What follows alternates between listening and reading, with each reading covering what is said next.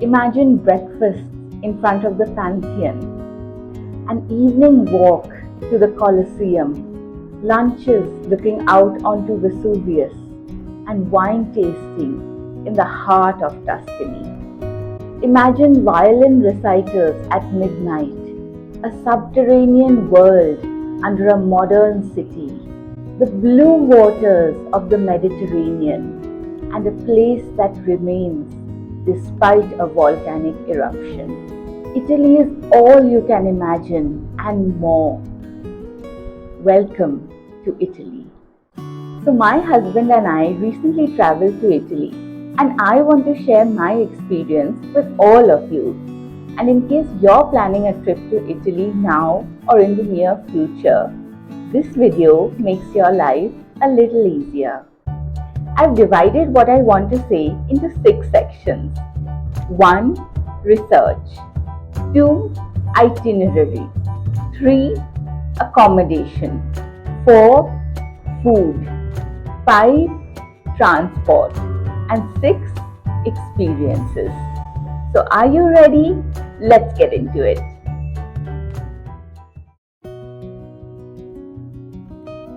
Now, planning a trip to a country as large and as varied as Italy just cannot be done without research.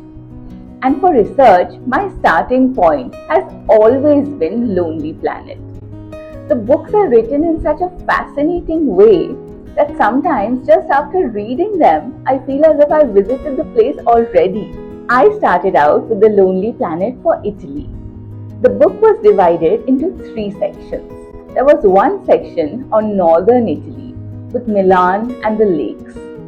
There was a second section on central Italy with Rome, Florence, and Tuscany. And there was a third section on southern Italy with Naples, the Amalfi coast, Sicily, and Sardinia.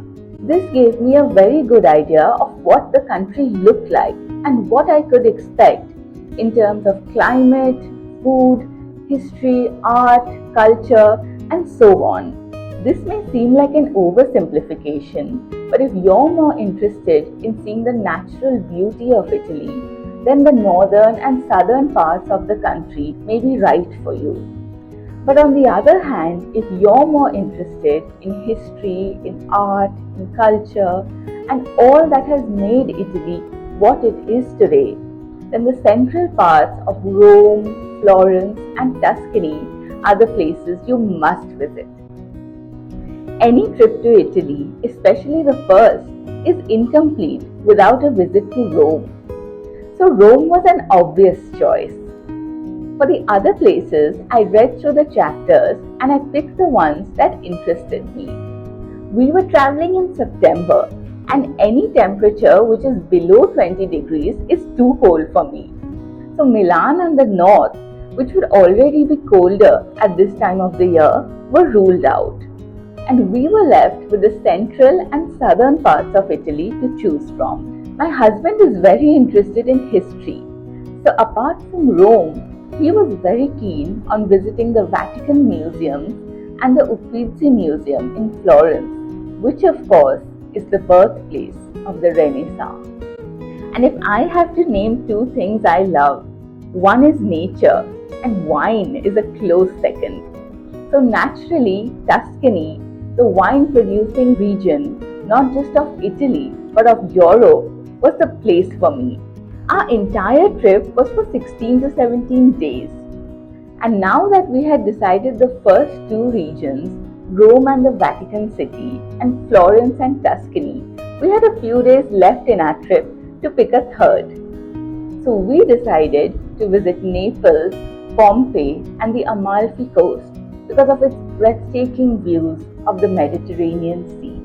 And of course, you know what I did next.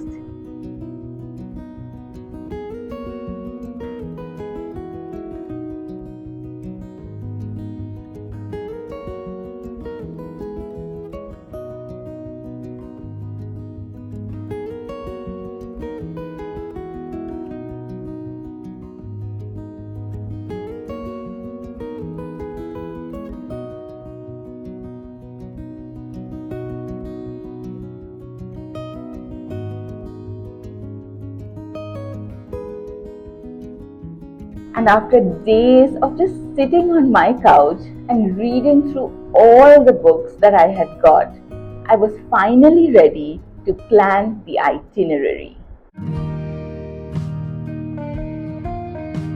So like I said, we were traveling for about 16 to 17 days, and I'm sure you can fit in a lot more than just 3 regions in Italy. But please don't. Every region in Italy deserves enough time and then some more if you really want to feel the essence of the place. We were landing in Rome, so naturally our holiday started from there. Neither my husband nor I like a rushed, hectic holiday. We like to be able to explore a place at our own pace, randomly walking through the streets of a new city. So we had kept 4 days for Rome and the Vatican, 4 days for Florence and Tuscany, and 5 days for Naples and the Amalfi coast. Now I'm going to break that down for you and tell you exactly what we had planned on each day.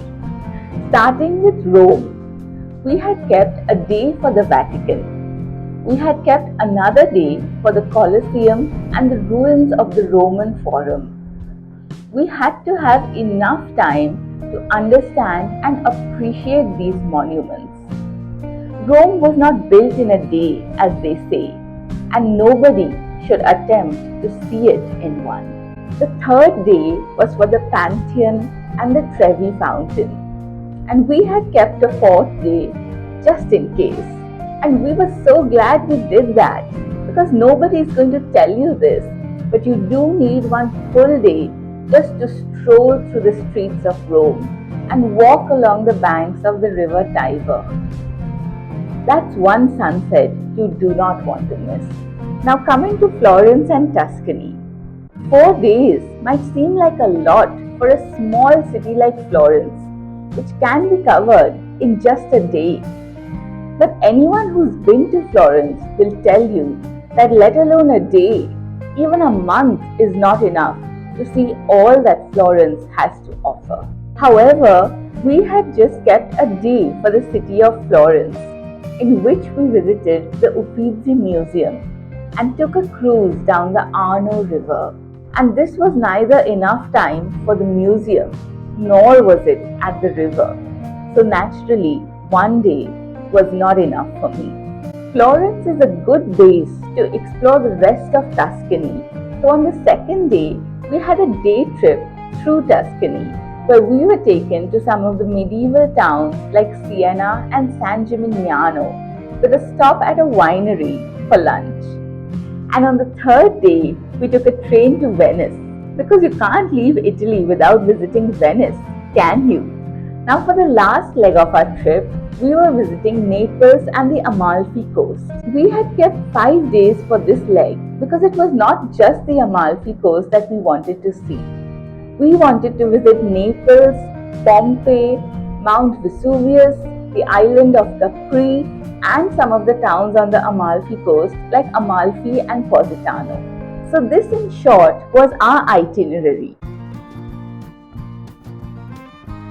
So once you've done your research and figured out your itinerary, the next obvious step is where to stay. Finding Airbnbs is a lot of fun for me, because I love looking through that Airbnb website and seeing all the colorful, pretty pictures of the different kinds of accommodation. I'm going to talk about the Airbnbs and the hotels that we booked and the factors that we considered while booking them. The first and foremost factor was location. Our hotel in Rome, Relais Rione Ponte, was in the Centro Storico. The Centro Storico is the historic center of a city, and it is the area in Rome from where you can walk to the Pantheon, to the Trevi Fountain, to the ruins of the Roman Forum, and to the Colosseum, all in less than half an hour. And in Europe, the best way to experience any city, any country, is just by walking. Now, of course, if you're trying to balance budget and location, you'll find Airbnbs at cheaper rates a little outside the city. Here, the key factor becomes connectivity to public transport. I was delighted to find a very reasonably priced Airbnb in Vico Equens. But although the Airbnb was very spacious and very prettily done up, the location was extremely inconvenient. Vico Equens is a hillside town, and this Airbnb was located almost at the top of the hill, connected to the center of the city only by buses. And these buses grew more and more infrequent as the day progressed. Having said that, Vico Equens was an excellent base to explore the Amalfi coast. The town itself was very well connected by the Circumvesuviana train to Naples, Pompeii and Sorrento, from where you could easily catch a ferry and go to the towns of Amalfi and Positano. The mistake we made was not in selecting an Airbnb or a hotel close to the city center. If you do choose to stay in Vico or any other small town for that matter, like in Tuscany, make sure that your Airbnb or hotel is actually walking distance from the bus stop or the train station. Now, apart from location and connectivity to public transport, the third factor, probably unique to Italy, was steps. In Italy, the buildings are tall and narrow and without elevators. So most Airbnbs clearly stated that you would have to climb a flight of stairs to reach the house. So the first filter I used while searching for Airbnbs was step-free entrance. And this reduced the number of houses from over 1,000 to 20 or 30 at the most. We were able to escape the stairs in Rome, Florence and Vico, but we were not so lucky in Capri. And it was an extremely torturous experience dragging our heavy suitcases up and down the steps leading to the Airbnb. So pick your accommodation wisely and avoid stairs at any cost. And if you're unable to, then try to find that rare Airbnb which has access to an elevator. And lastly, check all kinds of accommodation options before deciding where you want to stay. I often think incorrectly that Airbnbs are always going to be cheaper than hotels. But in many popular destinations like the Amalfi Coast or Capri, Airbnbs often cost the same and sometimes even more. Now coming to the most exciting part of Italy, not the history, not the art and culture, but the food. I truly believe that the food in Italy is like nowhere else. Sure, you can get pizzas, pastas, gelatos where you are, but none of them are going to taste like what it does in Italy. And it doesn't end at pizza, pasta, gelato. We were very surprised to find that Italy has so much seafood. It was in Rome that we tasted our first lobster linguine. And that is the most beautiful combination of lobster and pasta possible. In fact, before we ate our first pizza in Italy, we had eaten at least 10 lobster linguines. That was definitely the signature dish of our Italian holiday. In every place in Italy, we were introduced to a different kind of food. If in Rome it was the lobster linguine, in Florence it was the Tuscan chopping board. The Tuscan chopping board is essentially a platter of meats and cheese. We were not sure whether we would like the taste of the cold cuts, but we had finished the platter in no time. And by mistake, I even ate half of my husband's portion. But it was really in Vico that our food journey reached its peak. Vico Equens, a small town on the Amalfi coast, was surprisingly good in its quality of food. And it was not just one restaurant. There were 3 or 4 restaurants where we had become regulars. Zerini, the place where we used to have our breakfast, was in the heart of the town. And it serve the most delicious breakfast items like croissants, muffins, all baked to perfection. And my favorite, the custard pancake. Even before going to Italy, I was a wine person, and now I can confidently say that I've added another acquired taste to my list, espresso. Now for lunch, we had another favorite, Siraze. Siraze had the advantage of panoramic views of the Mediterranean Sea with Mount Vesuvius framing it in the background. Siraze had a lot of variety in seafood, and other than our usual lobster, we tried mussel soup, a strange, very non-soup like dish, but tasty nevertheless. If you remember what I told you about our Airbnb in Vico Equens, it was located at the top of the hill.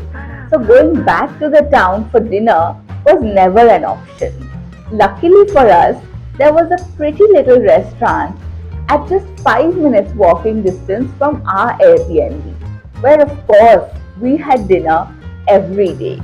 So if we ever go back to Vico again, it's definitely going to be for the food. In Italy, the vegetarian food has as much variety as the non-vegetarian options. There are equal number of cheese platters, Neapolitan pizzas and truffle pastas as there are lobster linguines. The food section in Italy is incomplete without a little bit about wine. So I must add that in Italy, their wines are as delicious as their food. A glass of wine costs just a little more than a glass of water. So ask your waiter for a recommendation and he'll tell you what wine goes best with the food that you ordered. Italian is our favorite cuisine, even back home in India. So you can imagine what a feast we had. In fact, we liked the food so much that instead of getting back souvenirs, we got back half a kg of Parma ham, 2 boxes of pecorino cheese, 3 jars of truffles, and of course, many bottles of wine. And finally, on the topic of food, I want to add that eating out is not always going to be an option because eating out is expensive. Where we had thought that we would be spending 20 to 30 euros on a meal, we actually ended up spending about 60 euros on an average. Probably because we were opting for seafood, but really, there's nothing other than a pizza that you're going to get for 10. So many times you might have to make your own food by getting it from the supermarket or ordering it online through an app. Supermarkets are there at every turn in the larger cities, and even a small town like Vico Equens had quite a few. If instead you want to order, there's an app called Just Eat, which works just like Swiggy in India. It was very easy to place the order through the app and receive our food. Even though we didn't know a word of Italian, we managed just fine.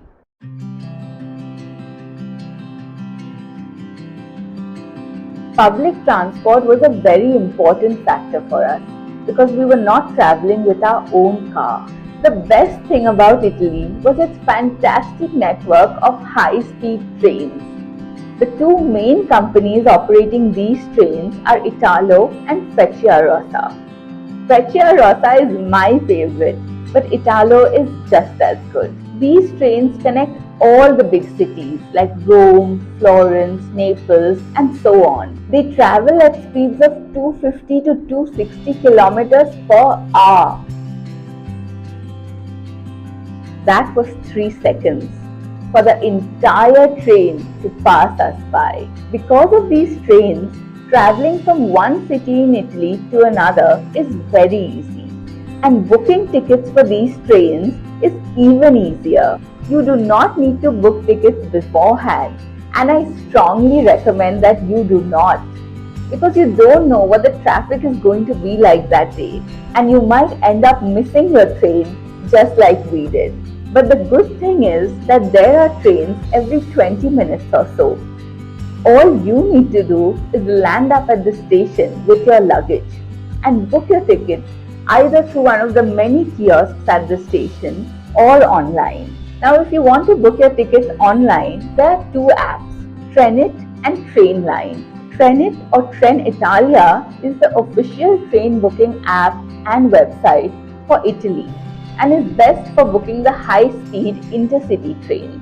Trainline is a broader app that has details of trains running all across Europe and some of the more local trains in Italy, such as the Campania Express that runs between Naples and Sorrento. The regular trains did not connect to Vico. The only way to get here from Naples was by the very colorful and highly graffitied local train, the Circumvesuviana. And the only way to book tickets for this train was at the station. No website, no app. Now coming to taxis. Taxis are the most expensive option and should be taken only when there are no other means of transport available. Of course, there are times when you have to take a taxi, like when you're going from the airport to your accommodation. But if your luggage isn't too much, then you'll find that there are trains and buses which connect from points in the city to the airport, which are much cheaper. Taxis are easily available outside the airports and train stations. But always remember to take the taxi from the official line. If instead you go with someone who randomly approaches you and offers you a better deal, you will most definitely get cheated. I can say this with confidence because it happened to us twice, and both times we ended up paying almost double of what the official rate was. Taxis run throughout the city, but it may not always be easy to find an empty one. If you're in a hotel, they will call one for you.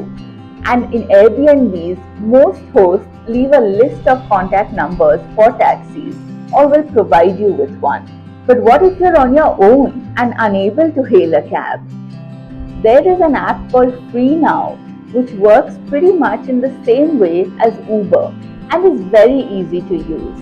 When we were stranded outside the station in Naples because the Circumvesuviana train which we had to take back to Vico was on strike, we were easily able to find a cab back by FreeNow. And finally, of course, you have the buses. The buses are the cheapest and most convenient way to go from place to place within the city. Buses fly throughout the cities and smaller towns at all times of day and night. The important thing to know here is that during the day and especially during the peak hours, the number of buses flying on the road are much higher than the number of buses flying on the road at night. Especially in the evenings after 7 or 8 pm, they do tend to get very infrequent. Oh, and in case you're going to the Amalfi coast, the main mode of transportation there are the ferries and the smaller cruise boats. For ferries, the tickets are available near the boarding points and also do not need to be booked beforehand. For the smaller cruise boats, you may need to book your seats through a website or through an app. I hope this has given you a fair idea about how the public transport works in Italy and you're feeling more confident to travel across the country on your own. And now, last but not the least, the experiences.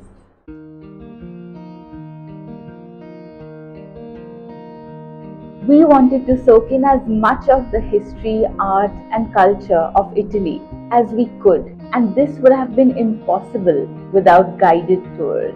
There are thousands of apps and websites offering tours, but the one we relied on for every single experience we booked was Get Your Guide. Here's a breakdown of the different kinds of tours available on it. Number 1. Skip the line entry tickets. Even if you do not want any kind of guided tour, book this. It will help hugely to skip the long lines for entry, where you will just waste a lot of time waiting. Number 2. Audio tour or guided tour. If it's a small church like the Chapel of San Severo in Naples, or a second visit to the Uffizi Museum, an audio tour works well. But if it's your first time to a historical site like Pompe, a guided tour is a much better choice, especially if it is with a historian or an archaeologist. Number 3, day tours or night tours. I prefer day tours because you can see everything much more clearly. Though while choosing day tours, you must keep the weather in mind because no matter how grand the Colosseum is, touring it in the heat of the day is just not worth it. Number 4, private or small group or large group tours. This really depends on your level of interest, as a private tour will allow maximum freedom.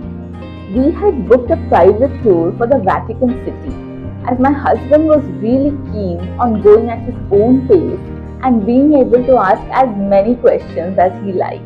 Small group tours are usually up to 10 people, and they are the sweet spot between private and large groups. Number 5, walking or bus or boat tours.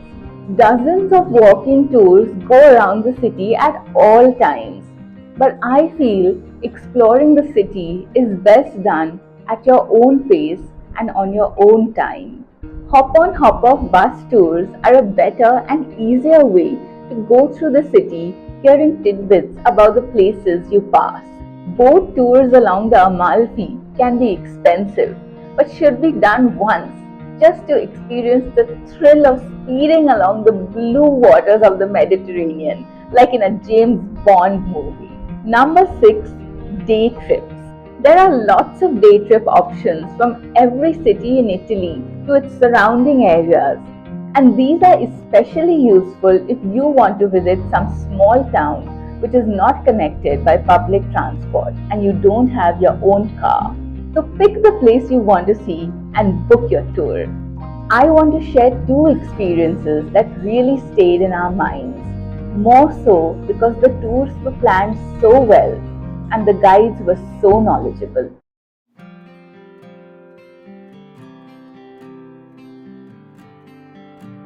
Because it was still summer, we had booked an early morning tour of the Colosseum. Like most ruins in Rome, you have to imagine this travertine facade covered with marble, the arches decorated with statues, and even grander versions of what stands in front of us today. Entry to the Colosseum was free, but seating was as per a person's class in society. The world's largest amphitheater, where gladiators fought against each other and against deadly animals, where battle scenes were enacted and where criminals were fed to the lions, all watched and cheered on by the people of Rome. Probably the best vantage point for this monument is from the Roman Forum, the only place where you can see it in its entirety. The ruins of the Roman Forum that date back to BC, and what remains of the Temple of Julius Caesar and the House of the Vestal Virgins really take you back in time. Because we had chosen to take the tour with a historian and an archaeologist, it was possibly one of the most fascinating guided tours of the entire holiday, especially because the Roman Forum is largely in ruins. You need someone telling you that these 3 pillars that you see were part of the temple erected for Julius Caesar after his assassination, and that place behind it was possibly from where Mark Antony made his famous Friends, Romans, Countrymen speech. Our tour was 2.5 hours long, but even after hearing about the Temple of Venus, the Arch of Constantine, and so much more, our guide told us that we had barely scratched the surface.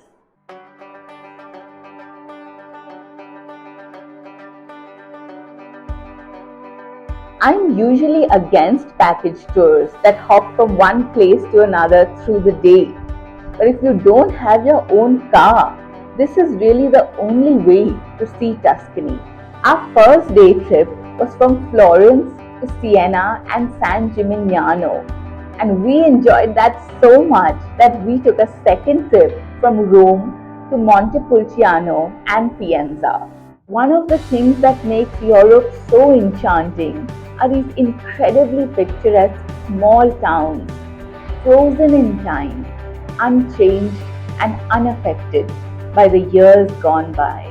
The architecture in these towns was noticeably different from the grand, larger than life buildings of Rome and Florence.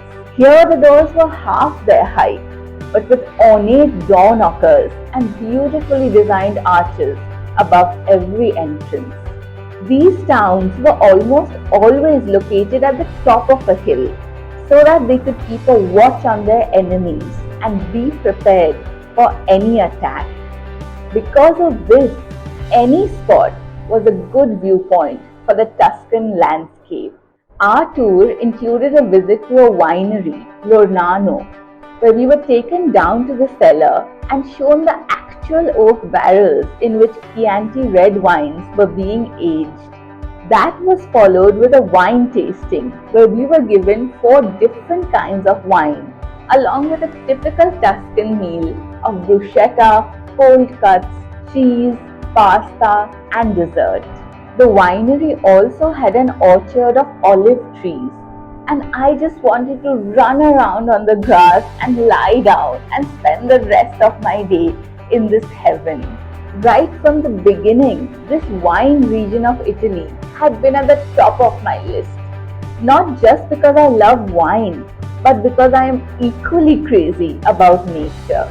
And in Tuscany, the views of Val d'Orcia, with its rows of cypress trees, carefully landscaped countrysides, and undulating green hills, are as intoxicating as their wines.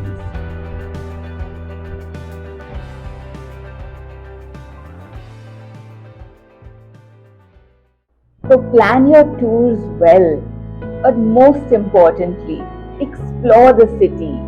Walk around aimlessly, and you will see that there is a lot of magic to be found. We discovered walks by the Tiber, half excavated ruins of an eternal city, fairy tale ristorantes in piazzas, sunsets by the Arno, and impromptu violin recitals outside the Uffizi Museum at night. I was able to capture the walks and the sunsets, but the eerily beautiful violin recital was something only to be experienced. It was as though the marble statues outside the Uffizi Museum had a very real presence, and we had gone back in time to the era of the Medici dynasty.